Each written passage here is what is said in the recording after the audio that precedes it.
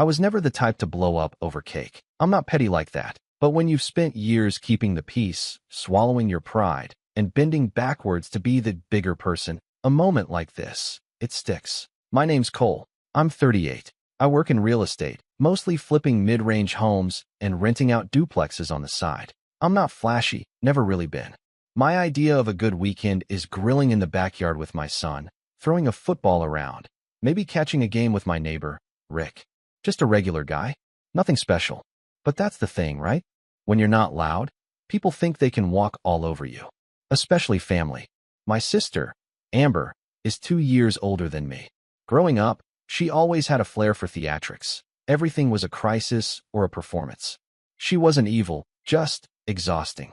Our parents catered to her meltdowns like they were responding to natural disasters. I remember once, when we were kids, she screamed because I got the blue bowl she liked. She threw her cereal across the room and cried until Mom let her stay home from school. I got grounded. That kind of thing sticks with you, even when you laugh it off later. As adults, we were never close. We drifted, as most siblings do, but not for lack of proximity. We both stayed in town. I built a life here. Got married. Had a son, Max. He's 8 now. Amber had a kid too, Hunter, who's 6 and already acting like a carbon copy of her. Loud. Demanding. The kind of kid who doesn't hear no without a tantrum attached to it. The kind of kid you don't really want around your own kid, but you smile and nod and make the playdates anyway because it's family. Amber's been a single mom since Hunter was born. She's never talked about his dad, and I've never asked. We've never had the kind of relationship where I could dig into her personal life without it turning into a lecture. She always has something to prove. How hard she's working, how no one understands her struggle, how I could never know what it's like. I get it, single parenting is hard.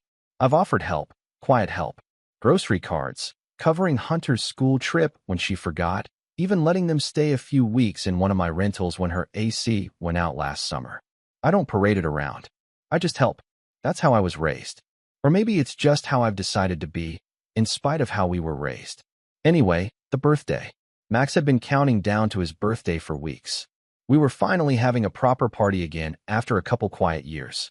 Backyard balloons, some of his school friends, a rented bounce house. Nothing crazy, but enough to make him feel like the center of the universe for a day. He picked out a dinosaur-themed cake, chocolate with green frosting, little edible rocks, and a T-Rex smashing through the side like it was coming out of Jurassic Park. We ordered it from a specialty baker across town. Cost me more than I want to admit. But Max's face when he saw it? Worth every penny. Amber arrived late, of course. She swept in like a storm 20 minutes after we started singing Happy Birthday, dragging Hunter by the hand while shouting something about parking nightmares. She didn't even say hi to me, just dropped her purse on the kitchen counter and made a beeline for the drinks. Hunter, meanwhile, made himself at home by grabbing a balloon sword from one of the other kids and immediately whacking a girl in the head with it. I was halfway across the yard, greeting one of Max's teachers, when I saw it happen. The girl started crying. Hunter laughed. Amber didn't even notice. I pulled him aside and gave him a soft but firm, "Hey, that's not okay, buddy." He stared at me like I'd spoken a different language. Amber saw the tail end of it and swooped over like a vulture. "Cole, seriously?" she said, flipping her sunglasses onto her head. "He's 6. Don't talk to him like he's some criminal." "I didn't," I said. "I just told him to be careful. He hit someone. He was playing. You've got a yard full of kids. What do you expect?" She turned to Hunter, smoothing his hair down like he was some victim of injustice. "You're okay, sweetie. Uncle Cole's just being dramatic." That right there. That tone. It wasn't new. I'd heard it all my life. The way she dismisses anything she doesn't like as overreaction, how she rewrites reality in real time to suit whatever story she's telling herself. I forced a smile and walked away. Max was already tugging at my sleeve to help with the piñata. His happiness was the only thing that mattered. The rest of the party went as you'd expect. A little chaos, a lot of sugar, kids screaming and laughing and spilling juice on the patio furniture. But I noticed something. Every time Hunter didn't get his way, something broke. When he didn't win a party game, he threw the plastic prize across the lawn. When another kid took the last cupcake before him, he stomped on a paper plate. And Amber? She was too busy scrolling through her phone or telling another mom about her insane boss to do a thing. I held my tongue. I always do. We made it to cake time. Max stood at the head of the table, beaming like it was Christmas and his birthday rolled into one. Everyone was singing. I lit the candles. He closed his eyes and made a wish. Right as he leaned forward to blow them out, Hunter surged forward, both arms out like a linebacker, and slammed his bare, frosting-loving hands, right into the cake.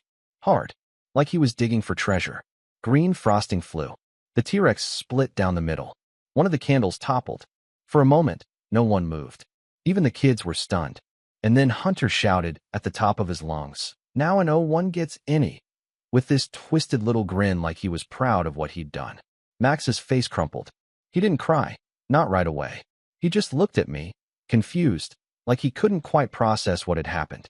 Like he was asking, silently, why? I looked at Amber. She blinked, surprised, then gave this weak laugh. Wow. Okay, that was dramatic, huh? She didn't apologize. She didn't scold him. She just walked over and said, "We'll clean it up," like that was the point. I didn't say a word. I picked up Max, who was now blinking hard, lips pressed tight, and carried him into the house. We sat on the couch in silence while the party slowly fizzled outside. People started leaving.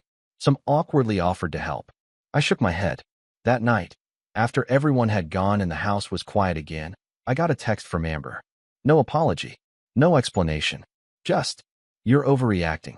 Don't bother coming around anymore if this is how you're gonna act." I stared at it for a long time. Then I typed back, "Cool.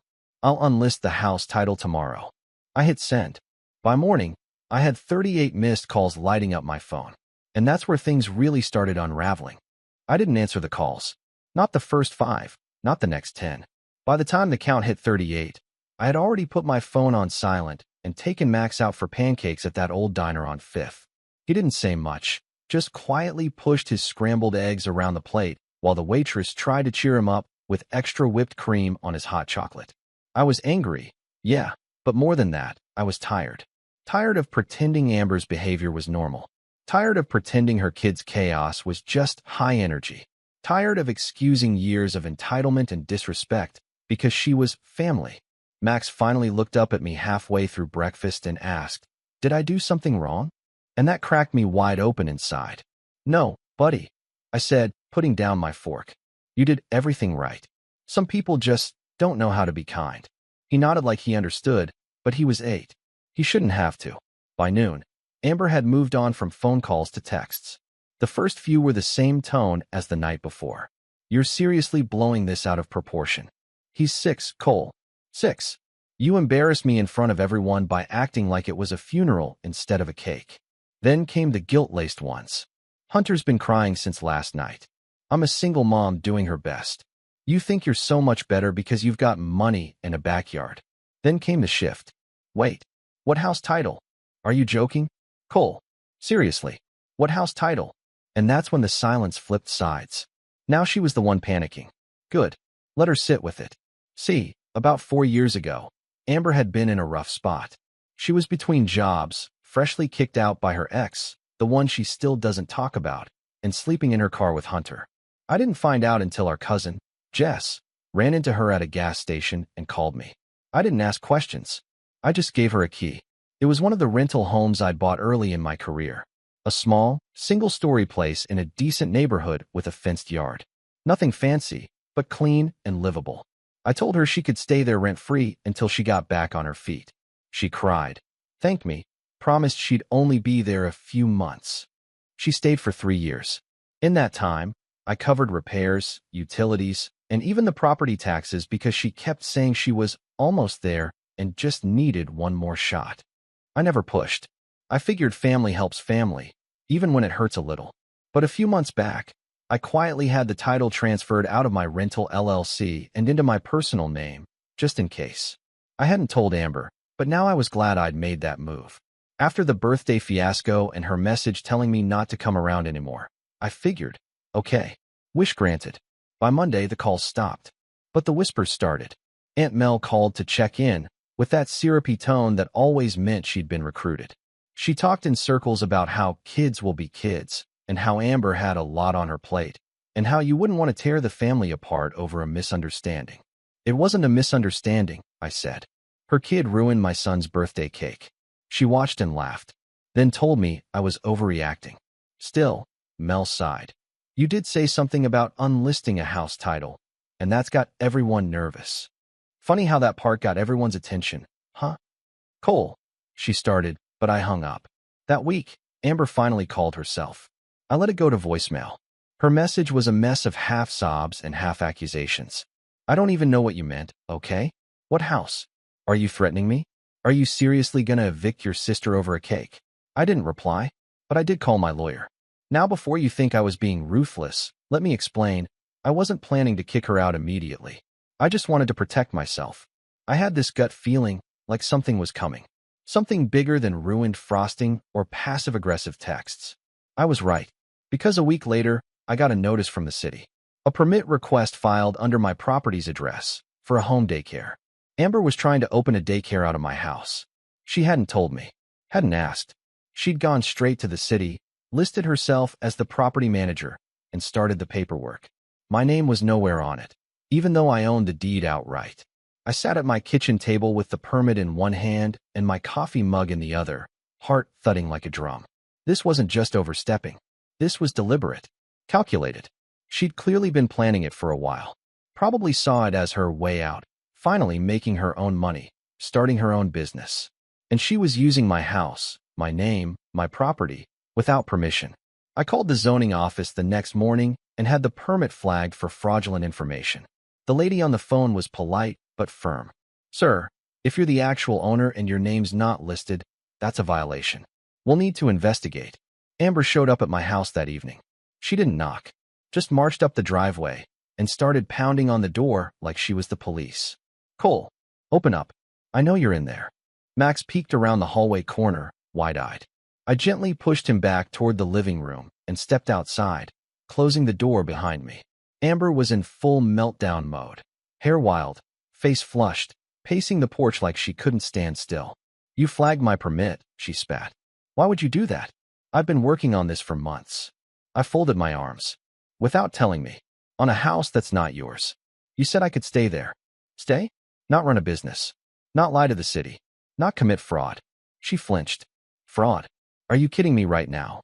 You filled out a legal document claiming you manage a property you don't own. That's fraud, Amber. Her voice cracked. I was going to surprise you. Make it a legit thing. I was finally doing something for me. And your first move was lying. She didn't say anything. Just stood there, trembling with rage or fear. I couldn't tell. I'm not kicking you out, I said quietly. But I'm filing a formal termination of the verbal lease. You've got 60 days. Her jaw dropped. You're evicting me? I'm giving you 2 months to figure something out. More than most landlords would. We're not landlord and tenant, Cole. We're siblings. And siblings don't stab each other in the back. That was the moment it all shattered. She screamed, this guttural, angry sound, and stormed off the porch. But not before yelling over her shoulder. Don't expect to see Hunter again. You just cut yourself out of your nephew's life. I didn't answer. I didn't even move. Just stood there while the sun dipped below the trees and the porch light flickered on. That night, Max came to sit beside me on the couch again, like he had the morning after the party. Did Aunt Amber do something bad again? He asked, voice small. I looked at him, this little person who deserved so much more peace than our family could give him, and nodded. Yeah, but we're going to be okay. He leaned into me, warm and trusting. The next day, I started getting calls from my uncle, my cousin, even my mom. People who hadn't reached out in months suddenly wanted to talk. Amber had clearly gone nuclear, telling everyone I was throwing her and Hunter out on the street. The kicker? She posted a Facebook status. When your own brother evicts you for trying to make a better life for your son, I hope karma is real. It got 117 likes. I didn't respond. I didn't post. I didn't even like the comments defending me, because some people did defend me. Apparently not everyone had forgotten how many times I'd helped her. But a line had been crossed now, and whether she realized it or not, Amber had just turned a simmering feud into something else entirely. 2 days later, I opened my mailbox and found something that made my stomach drop. A certified envelope from a lawyer. Inside was a formal letter. Amber was suing me for wrongful eviction, verbal breach of contract, and financial damages due to business interference. And that was the breaking point. I wish I could say I laughed when I opened the envelope.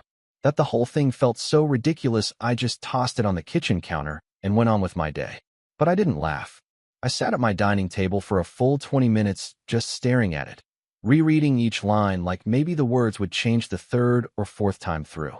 Wrongful eviction, breach of contract, emotional distress, business interference, damages totaling $92,000.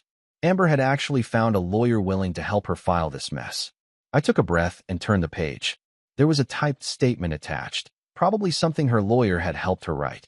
It painted a very different picture, one where she was a dedicated single mom who had been promised housing indefinitely by her successful brother, who had then cruelly turned on her when she tried to build a home daycare to support her child. She claimed I revoked her housing in retaliation after a minor disagreement at a child's birthday party. She even mentioned emotional trauma and Hunter's fear of abandonment now that they were facing displacement. I ran my hand through my hair, jaw tight. There was no way this would hold up in court. I knew that. But that didn't mean it wouldn't cause damage. Legal fees, time, reputation. Even if it got thrown out, even if the judge rolled his eyes, I'd still have to go through the motions.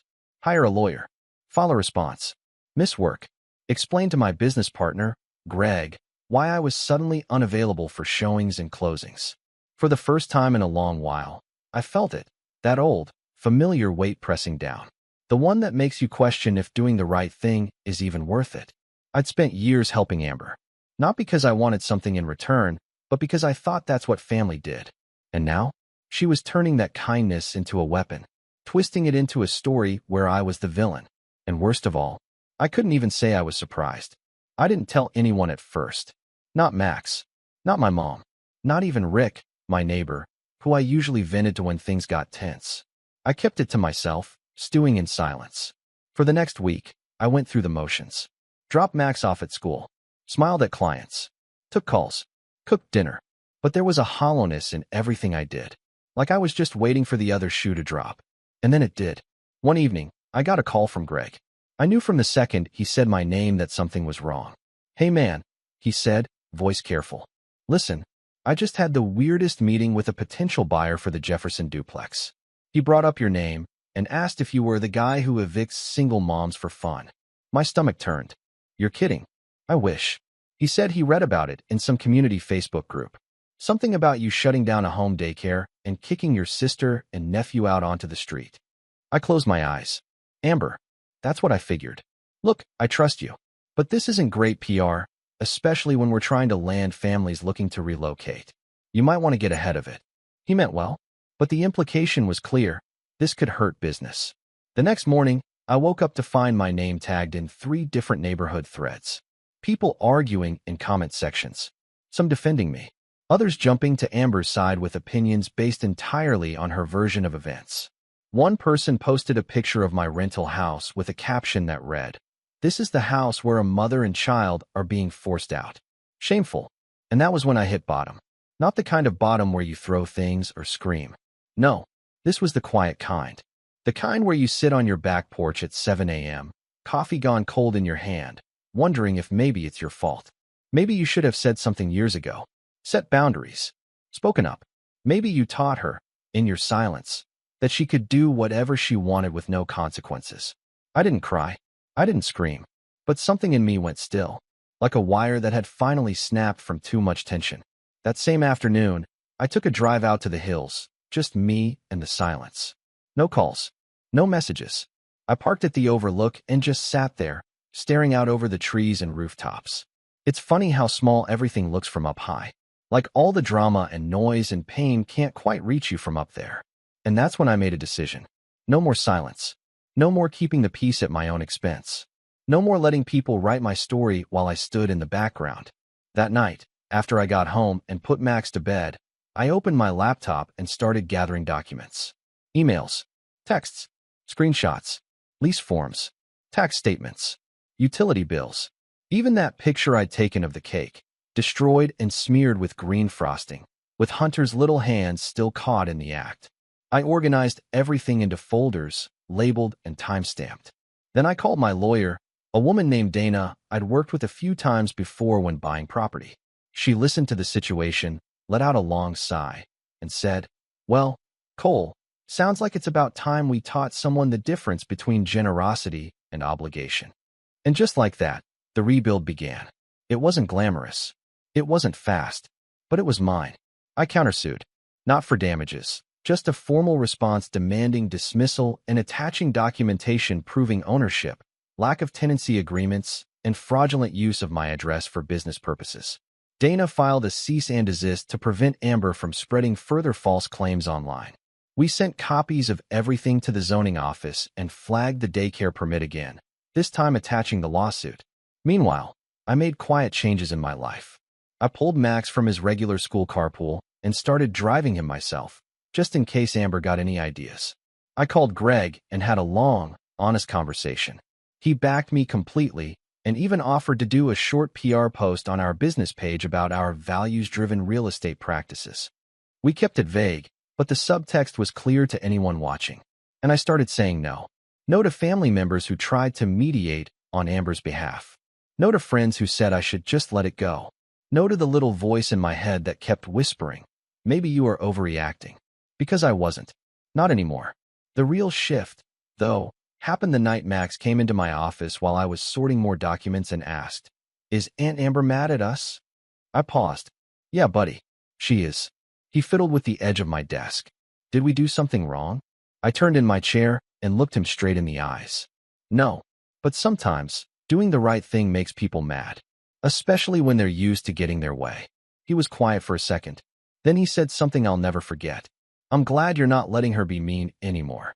That moment, that one sentence, was the rise. Because that's when I realized I wasn't just standing up for myself. I was showing my son what strength looked like. Not loud, not cruel. Just quiet, firm, and unshakable. In the weeks that followed, things began to shift. The city zoning office officially rejected Amber's permit. Her lawyer dropped her case after Dana submitted our response, clearly realizing it was going nowhere. The Facebook gossip died down. Even the angry neighborhood threads disappeared after I posted one calm, factual comment under my own name, attaching proof of ownership and explaining the situation without drama. People backed off. Some even apologized. And Amber? She went dark. No more texts. No more calls. No more Facebook status updates. I didn't know what she was planning. I didn't trust her silence. But I wasn't afraid of it anymore. Because now I was ready. And then one quiet Thursday afternoon, a letter arrived in my mailbox that changed everything again. It was handwritten. Neat cursive on plain white stationery. No return address. Just 2 sentences. "I know what Amber did. You deserve to know everything. Call me." And at the bottom, a name I hadn't seen in years. Hunter's father. And that's where it got real. Hunter's father's name was Elijah. And the last time I'd heard his name spoken aloud was at a barbecue 7 years ago, when Amber told our aunt she didn't need a man weighing her down. After that, she erased him. No pictures. No mentions. No questions allowed. I never dug deeper, not because I didn't care, but because the topic was always a minefield.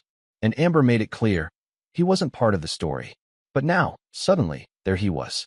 His signature neat and deliberate on a note in my mailbox, his name inked in the kind of cursive that made you pay attention. I stared at the letter for a long time. "I know what Amber did. You deserve to know everything. Call me." There was a number at the bottom. No area code. It was local. I waited 2 days before I dialed it. I'm not sure why. Part of me didn't believe it was real. Part of me was afraid of what I'd hear. But the curiosity clawed at me, louder than the caution. When I finally hit the call button, the voice on the other end answered on the first ring. "Cole." It was him. He didn't even wait for me to say a word. "Thank God," he said, exhaling. "I've been trying to figure out how to reach you without blowing everything up." There was something calm and deliberate about his voice, measured, like a man who'd already rehearsed what he needed to say 1,000 times. I listened for almost 30 minutes without interrupting once. And what he told me shifted everything. He and Amber had never officially broken up. They weren't married, but they'd been living together when Hunter was born. He'd supported them, financially, emotionally, fully. But things changed when Amber's business idea fell apart. Apparently, she'd tried starting a wedding planning service. Invested most of Elijah's savings. Maxed out a joint credit card. Burned through his emergency fund chasing vision boards and influencers while ignoring actual clients. When the business tanked, She blamed him. He found out she'd been lying about expenses, charging personal purchases to the business, and hiding debt. When he confronted her, she kicked him out, told everyone he'd walked out on his son. He tried to fight for custody, but Amber threatened to claim he was abusive. She never filed anything, just scared him enough to back down. Said if he even thought about a court battle, she'd bury him in the court of public opinion. I didn't have a lawyer back then, Elijah said quietly. Didn't have the money to fight her, and I didn't want my son growing up in a war zone. So he walked away, but not completely. He kept tabs, quietly, through a friend of a friend who lived near Amber's old apartment. He saw pictures on social media, heard whispers when Hunter started school. He'd even reached out once through a mutual acquaintance, but Amber shut it down, claimed he was stalking her. I never stopped caring, he said, but I didn't think I had a shot until I saw what she did to you. That cake thing, that's not new. That's learned behavior. And if she's turning her son into her, then maybe it's time I stopped being afraid. We met in person 2 days later. I brought Max to my neighbor's house, and we met at a neutral coffee shop. Elijah looked tired, older than he should have for 37. But there was a steadiness in his eyes that told me he wasn't here to vent. He was here to act. We sat in that booth for 2 hours, going over everything. My lawsuit, Amber's online smear campaign, the permit, the house, the fake lease, her weaponized victim narrative. Then he dropped the real bomb. She's been collecting child support, he said. From a man who doesn't have custody. From me. For a kid I haven't been allowed to see. She files it every year as part of her single mother hardship paperwork. My jaw clenched. How? Through a friend. She's using him as a shell. Pays him to claim he's the custodial parent on paper, then files under his name. It's illegal, but it's buried in paperwork, and no one's questioned it. He didn't have the full paper trail, but he had enough breadcrumbs to start unraveling it. That's when the wheels began to turn. Because for the first time, I wasn't reacting. I wasn't just trying to defend myself from Amber's chaos. I was preparing something careful, something deserved. The setup began that night. Step 1 was documentation. Elijah and I both went to Dana, my lawyer. I laid out the family drama, the lawsuit, the fake daycare permit, the online defamation. He laid out everything he had, financial records, emails, old photos, a timeline of events going back 7 years. Dana listened. She asked questions, took notes. Then she nodded, folded her hands on the desk, and said, "She's built her house out of lies. We're going to knock on the door and see how fast it collapses." Over the next few weeks, we worked in silence. Elijah quietly refiled for partial custody, with Dana's help and a new legal aid foundation backing him. They specialized in cases involving alienated fathers. He didn't aim to take Hunter away, just to get joint rights. Enough to expose the false narrative Amber had built. Meanwhile, Dana and I filed a motion to dismiss Amber's original lawsuit, with evidence of her fraud attached, including a notarized letter from Elijah stating she had no legal right to use the property for business, and confirming she lied to both the city and him. Then we turned to the house. I couldn't just throw her out without notice, but I could tighten the screws. Dana had me file a 60-day vacate notice, now official and documented through the county. No loopholes, no ambiguity. We also filed a complaint with the city zoning board, flagging the daycare permit again, this time with the added information about Amber collecting money from a fabricated business address. That triggered an audit. But the best move? That came from Elijah. He'd kept one bank statement, just one, from back when he and Amber were still together. It showed a large deposit from my account to hers. The original money I transferred when I first offered to help her all those years ago. "I always thought I'd need this one day," he said, sliding it across the table. It was dated, labeled, tagged as a loan to cover relocation and utilities. Not a gift, a loan. And while I'd never enforced it, Dana grinned when she saw it. "We can use this to establish a pattern," she said. "Show the court that your help was conditional, not open-ended.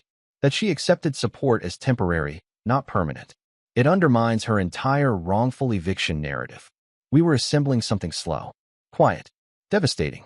While Amber kept spinning stories online about her cruel brother and her lost dreams, we were setting a stage. And then, the final piece fell into place. Elijah found something in an old shared Google Drive folder, something Amber had forgotten to delete. A scanned image of a daycare flyer she'd designed over a year ago, with my house address printed on the bottom. She'd been planning this since before Hunter ruined Max's cake. Before the permit. Before the lawsuit. It had all been part of the long con. A soft takeover of the house, using family ties to keep me quiet until she could flip the narrative and stake a claim. If I'd said no, I'd be the villain. If I said yes, I'd be footing the bill forever. But now I had everything. The false claims, the shady child support filings, the forged business paperwork, the public defamation, and a witness who'd once loved her enough to overlook the lies and now wanted his son back. All I had to do was wait for the right moment to move. And that moment was coming. Because the court hearing for the eviction was in 9 days. And Amber had no idea what was waiting for her inside that courthouse. Not just a lawyer. Not just a brother tired of being used. But someone who knew every corner of the story she'd tried to bury. And someone else who had finally stepped out of the shadows to help me burn the lies down. The trap was set, and she was walking straight into it.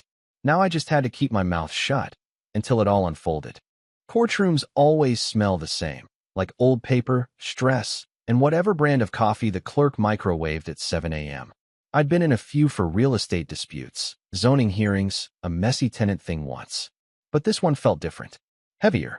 Like every slow burn, every swallowed insult, every time I'd bitten my tongue around Amber was sitting right there beside me. It was eviction day. Amber walked in 13 minutes late, sunglasses on her head, hair thrown into a messy bun like she was starring in her own dramatic docu-series. Hunter trailed behind her, tapping a toy truck against the wall. She didn't look at me at first. She made a show of sighing loudly as she sat down, pulling out her phone as if she were the real victim of an inconvenience. When she finally glanced my way, her expression flickered, first smug, then unsure, then angry. Dana, my lawyer, leaned close and whispered, "She brought no counsel. This is going to go very fast." Amber must have thought this was going to be a casual sibling spat the judge would smooth over in the name of family harmony. But she had no idea what was waiting for her. No idea that Elijah, quiet, steady Elijah, was sitting in the back row, hands folded, expression unreadable. When the judge called our case, Amber strutted forward and launched into a speech before anyone asked her a single question. "He's throwing me out," she said dramatically, pointing at me like I'd keyed her car in the courthouse parking lot. After years of me living there. No warning, no reason, just cruelty. And now my son and I are being put on the street because he's embarrassed over some birthday misunderstanding. The judge, a gray-haired man with the patience of a saint, held up a hand. "Ms. Wallace, please wait until you are asked to speak." Amber huffed, crossed her arms, and leaned back in the rickety wooden chair like she'd been gravely wronged. Dana stood and handed the judge our packet. "Your Honor, this is a formal response and countermotion. It includes documented proof of property ownership, proof of a 60-day notice served properly, and evidence regarding fraudulent attempts by Ms. Wallace to claim managerial rights to a property she does not own." The judge skimmed the documents. Notarized, dated, and verified through the county. He tapped the stack. "Ms. Wallace, this contradicts everything you've just said." Amber's jaw dropped open. "He's lying. I lived there for years. That makes it mine by residency." "That is not how property law works," the judge replied. She opened her mouth again, but Dana wasn't done. "And Your Honor," Dana said smoothly, "there is additional context relevant to Ms. Wallace's pattern of false claims." She motioned toward the back row. Elijah stood. Amber went pale. Absolutely ghost white. "Elijah Martin," he said clearly for the record. "Father of Hunter Wallace." The room went still. Even Hunter stopped tapping his truck. "I have submitted my own affidavit," Elijah continued, handing a copy to the clerk, detailing Ms. Wallace's attempts to use shell accounts to misrepresent custody and collect fraudulent child support, as well as copies of messages and documents showing ongoing deception and misuse of financial assistance from Mr. Wallace. Amber's voice cracked. "You don't get to talk. You abandoned." Elijah didn't raise his voice. "No, you pushed me out. You threatened to destroy me if I fought back." He turned to the judge. "I'm currently filing for joint custody. Ms. Wallace has repeatedly weaponized false narratives to manipulate friends, family, and legal entities, including using Mr. Wallace's property for unauthorized business filings." Dana stepped forward again, all of which speaks to her credibility regarding the current eviction case. Amber sputtered, "You can't do this." The judge looked over his glasses at her. Ms. Wallace, do you have any legal documentation proving your claims? Any lease? Any written agreement? Any proof of ownership, rent payments, or business authorization? Amber's lips trembled. No, but do you have counsel? No. Are you contesting the legitimacy of the documents submitted by the defendant? She sank back into the chair. I didn't think he'd do this to me. The judge set the papers aside. Ms. Wallace, you lived in the property rent-free as an act of goodwill by your brother. He served proper notice. He has provided evidence of fraudulent actions on your part. This eviction is valid and will proceed. Amber let out a sound halfway between a gasp and a sob. What am I supposed to do? Where am I supposed to go? Respectfully, the judge said, that is outside the scope of this hearing. It was done in minutes. But the fallout was just beginning. Amber didn't speak to me when we walked out of the courtroom. She stared at me with an expression I'd seen only once before, back when we were kids, and Mom caught her breaking a vase she'd tried to blame on me. That same hollow disbelief. The same dawning realization that her story wasn't going to be the one people believed anymore. She stormed down the steps, grabbed Hunter's arm, and practically dragged him toward her car. Elijah watched them go, a quiet sadness in his eyes. She's not going to make this easy, he murmured. She never has, I said. He nodded once, firmly. But I'm not walking away again. And for the first time, I believed him. The eviction was carried out legally, respectfully, quietly. No police escort. No big scene. Just a scheduled move-out date, a few signatures, and a property inspection. Amber left the house in worse shape than she found it. Nothing catastrophic, but enough scratches, dents, and broken fixtures to show she didn't care anymore.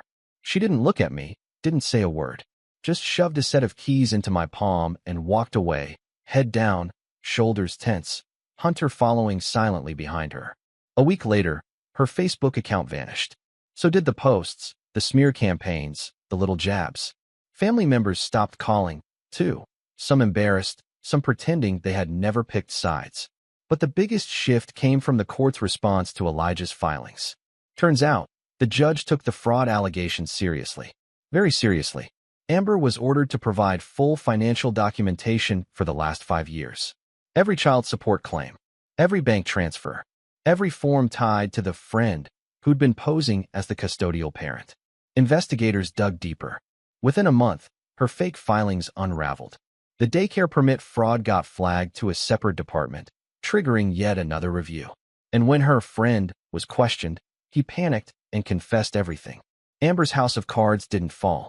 It crumpled all at once. Custody hearings began. Elijah gained supervised visitation almost immediately. When Hunter saw him for the first time in years, he didn't scream or hide or cling to Amber like she'd always claimed.